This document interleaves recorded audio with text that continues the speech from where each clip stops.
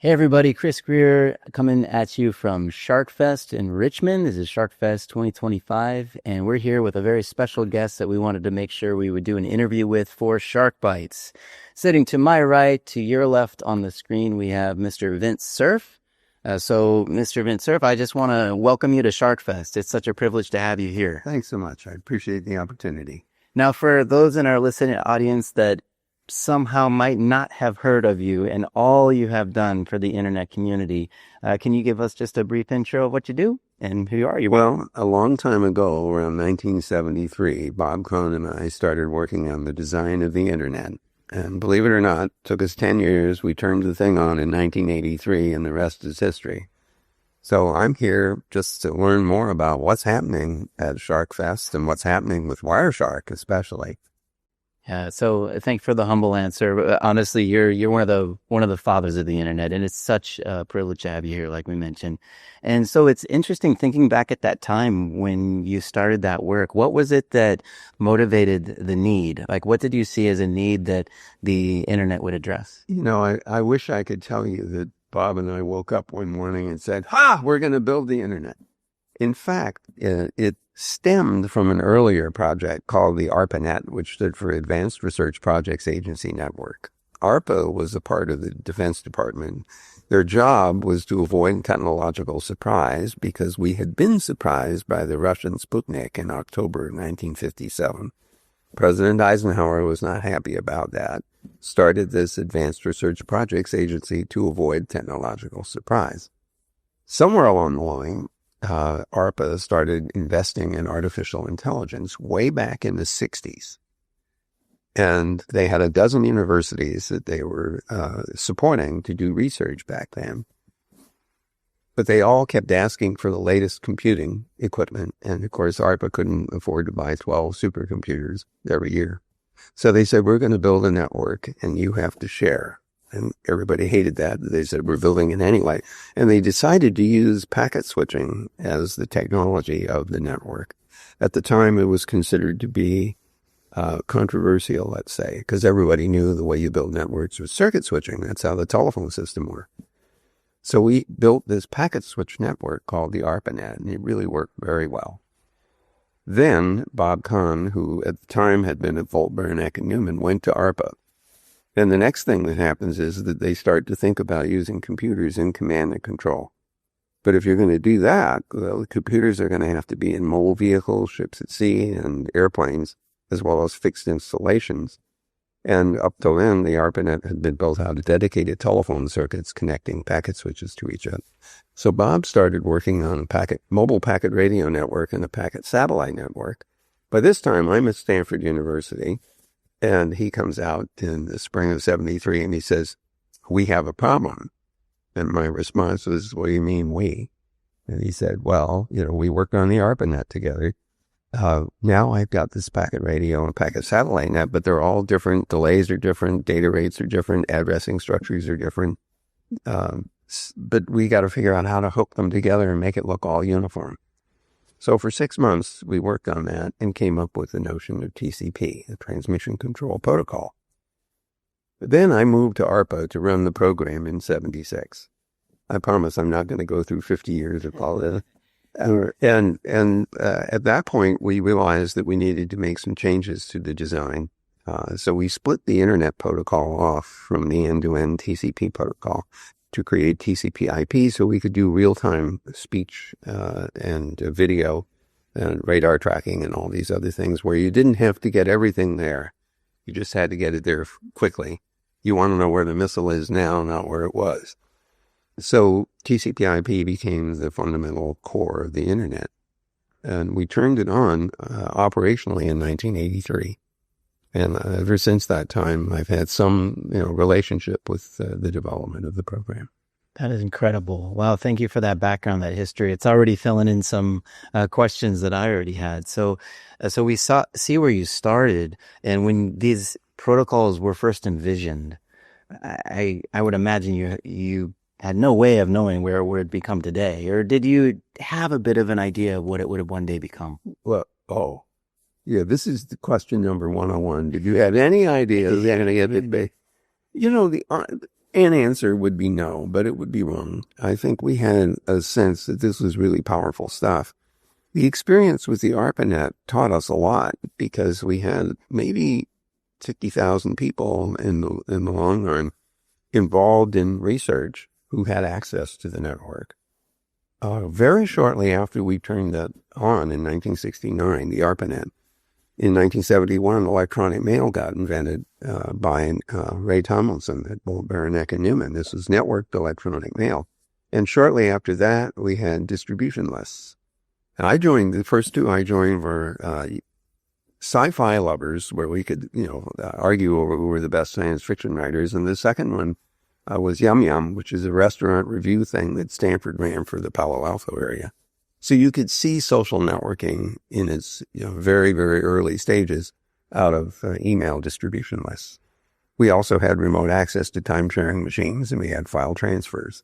So those were the primary applications up until around 1991, when Tim Berners-Lee announced the World Wide Web, which, of course, is another huge contribution to the world of networking. And, of course, it added another layer of protocol for Wireshark to go, decode.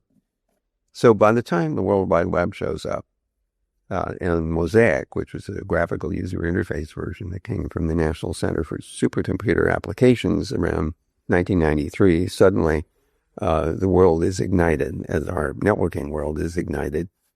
Netscape Communications gets started in 1994. It goes public in 1995. And the stock goes through the roof and the dot boom is on. And so many of the people probably who are listening to this might have been around in the early 2000s as the dot boom becomes the dot bust. But there were companies that got started during that boom period that have survived and thrived. Examples, Amazon 1994 and Google 1998, just to name two. So in the intervening 25 years now, all kinds of things have evolved. And of course, today, if we weren't talking about artificial intelligence, we would have to, because it's come full cycle after several stages to the point where it's topic A these days. Yeah, isn't it? I'm sure you're asked a lot about it. In fact, since we were on AI for the moment, you mentioned starting to work with AI back in the 60s. Did I hear that right? That's right. And how do you feel, since this has been decades of your life that you've seen it develop, what's different about now? Oh, well, artificial intelligence went through 3 cycles, roughly speaking. The first version of it was called heuristic programming. What that means is that it didn't always work. If it worked all the time, it was engineering. If it doesn't work all the time, it's heuristic AI. But that didn't scale up very well.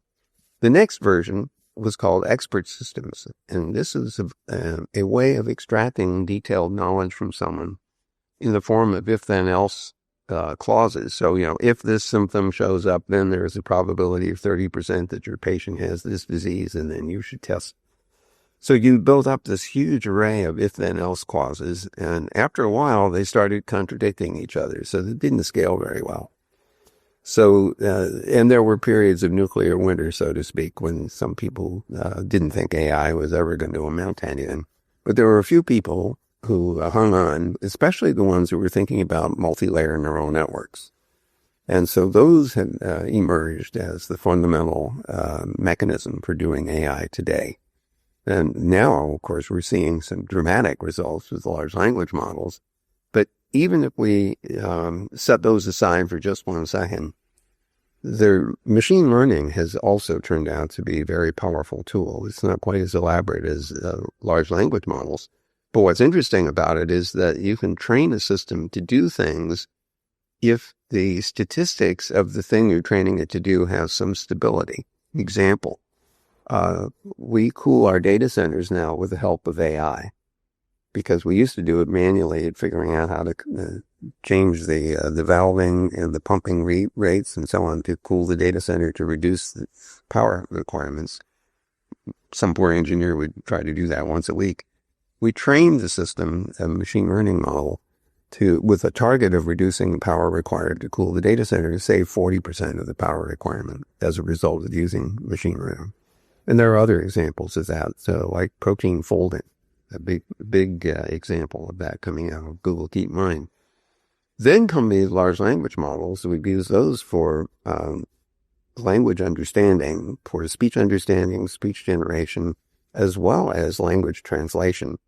Those are very powerful tools, and they're in regular use. And now, of course, we have generative AI, which is the latest instance of artificial intelligence. And that seems to be everywhere. And people speculate about what's going to happen as a result. Yeah. Oh, I can imagine the questions you're asked, and people want to know where it's going. But to that thought, we talked about where things started. You talked in the middle about where things have developed, 80s, 90s, 2000s. Where do you envision things going from here? Let's just say 10 years, 20 years. Seems like you have a knack for seeing trends and where they might go. What's your thought? I'm sorry, I'm laughing. I'm the guy that thought 32 bits of address space was going to be enough for the ending. Say, if you're having nodding, then this is, well, back, that was 1973, and 4.3 billion terminations was more than there were people on the planet in time. Right. Thinking, but of course we quickly discovered in 1992 that we were going to run out of the way we were allocating the address space. So IPv6 was the next obvious step. So looking towards, it's 2025 now, what we can see happening is, first of all, the use of cislunar space, especially low Earth orbiting satellites, for additional communication, on top of which we're investing heavily in optical fiber networks. Google will spend $75 billion this year on increasing the fiber network capacity of the system, increasing its resilience and its geographical spread, in addition to building the data centers that use them. But we're going off planet again, finally, with the Artemis mission, at least assuming that the current administration will support it. And as a consequence of that, there is a need for a new set of protocols, and I'm going to bring that up in my talk today. The delay and disruption tolerant networking protocols, bundle protocol in particular, and the Licklider transmission protocol, are needed to handle deep space communications where communication is disrupted by planetary motion, or it is delayed dramatically because the speed of light is so slow. You normally think of speed of light as being kind of fast, right? 300,000 kilometers a second. So if you think about it, if you're 35 million miles apart, which is the distance between the Earth and Mars when we're closest together, it takes 3.5 minutes for a radio signal at the speed of light to get over that distance, and then, of course, the same amount to come back. And when we're farthest apart in our orbits, it's 235 million miles. And if you do the math, it's 20 minutes one way, 40 minutes round trip. TCP flow control does not work very well with a 40-minute round trip time. And imagine a DNS lookup where you're trying to pick up something. 40 minutes later, you get an IP address, except it's wrong because the guy moved from one, Wi-Fi network to another, or a different mobile net. So we developed a suite of delay and disruption tolerant networking protocols, the core of which is called the Bundle Protocol Suite. That was developed starting at the Jet Propulsion Laboratory starting in 1998. So we have been 27 years into the development of the interplanetary protocols for purposes of building a solar system internet. Now that project is very far along. We have collaboration between NASA, JAXA in Japan, ESA in Europe, and CARI in Korea. Those 4 space agencies are all collaborating to design, build, and deploy an interplanetary backbone internet. So that's underway. The Artemis return to the moon missions, and we'll make use of those protocols. And of course, we're looking forward to seeing them in use, propagating outward over the decades that come ahead. Every time we send another spacecraft to do a scientific measurement, when that spacecraft finishes its primary work, it's possible that it could be turned into a relay in the interplanetary network. And the thing I keep thinking about is a collection of relays in solar orbit, so that when things go behind the sun, you can reach them by going around. So eventually that'll happen too. So we're just at the beginning of the deployment of the solar system internet. And I won't see the end of it, but at least I've been around for the beginning. That's amazing. And just to see that that vision now and what it could be. We have a global internet now, and now that's going to be expanded to. All right, Vince, so let's come back down to earth. We are, if you want to. Okay. All right. I'm going to muscle it down. So we're at a Wireshark conference. I know you've seen Wireshark since its infancy and have known Gerald and the team. What were your thoughts when you first saw Wireshark as a visibility tool and troubleshooting tool, enabling people to visualize protocols in a new way? What were your thoughts back in the 90s when you first saw it? Well, my first reaction was, what a fabulous tool, because things get really complicated, especially with multiple layers of protocol, large numbers of interactions taking place, and things happen. When you put things into the real world, you can never have tested for all possible conditions. I mean, when you click on a URL and you get a web page back, you just did an experiment that never happened in the history of the universe. And the reason I feel confident saying that is the state of the system is probably never repeatable. So no wonder when you're in the live internet, all kinds of weird things happen because you couldn't have tested for all cases. So Wireshark is this fabulous way of exposing what was actually going on.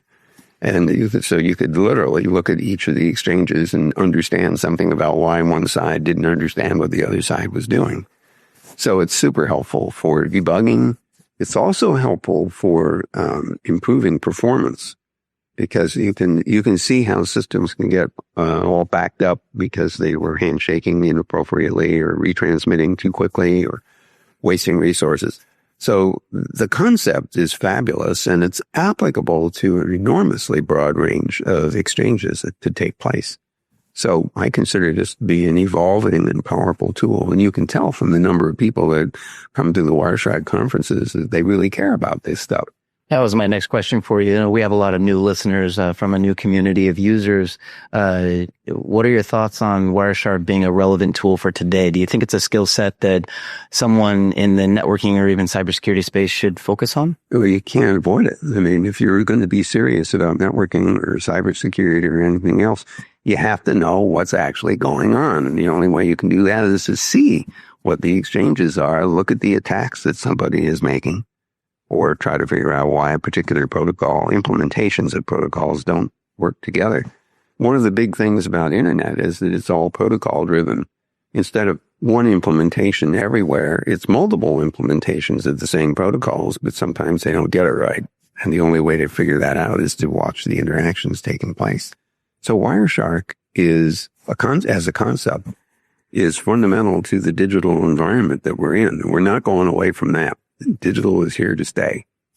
So I have the rare opportunity to ask this question. It's one that I've had for you my whole career, but I'm just going to go ahead and ask it. If I could, go for it. If you could send a space or a time machine back to the 70s, early 80s, when TCP/IP was first developed, what would you tell yourself to change? Well, I'm sure that I would whisper into my 28-year-old's ear that you need 128 bits of address space for the internet.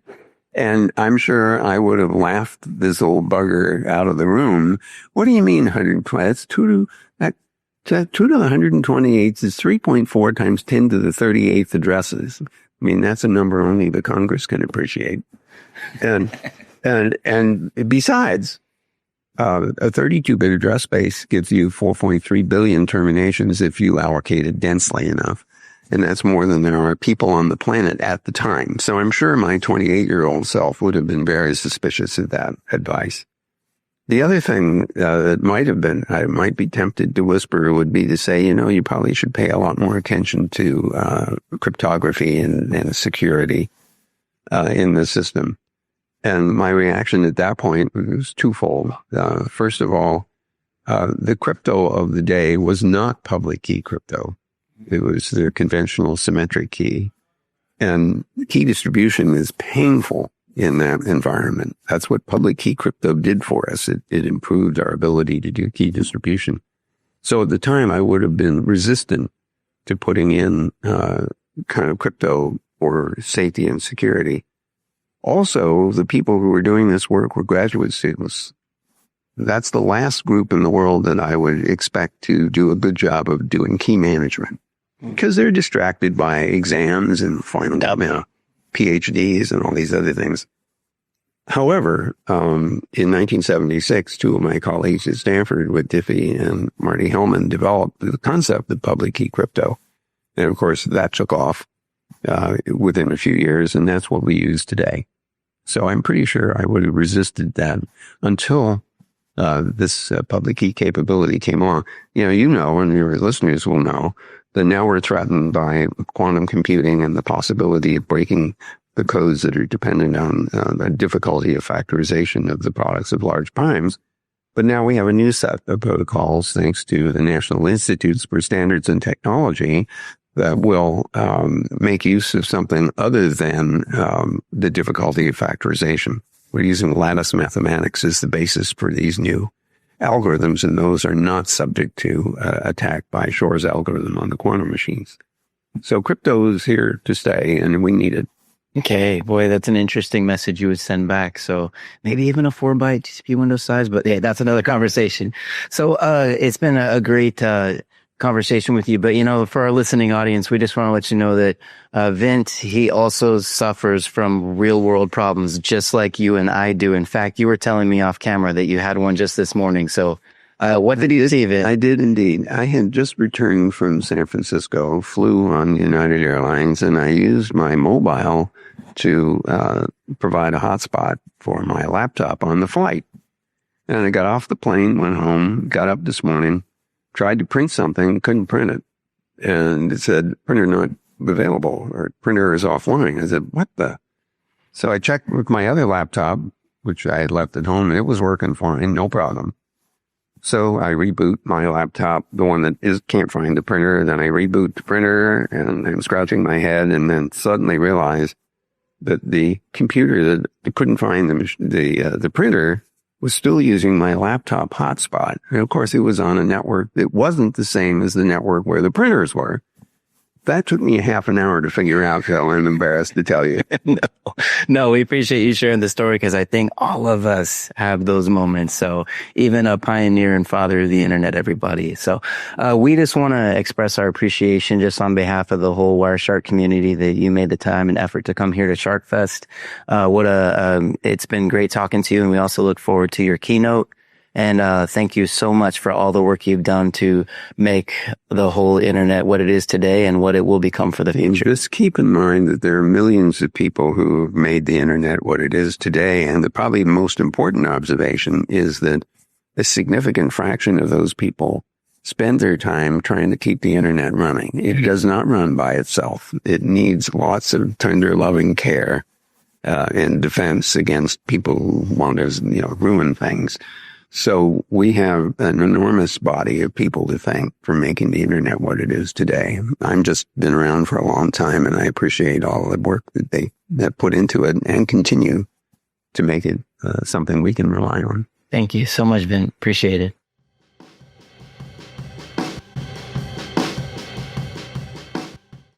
Thanks for listening to SharkBytes, brought to you by the Wireshark Foundation. If you enjoyed this episode, be sure to share it with your fellow Packet people. You can find more resources, upcoming events, and the latest from the community at wireshark.org. Until next time, keep capturing, keep learning, and remember, the truth is always in the packets.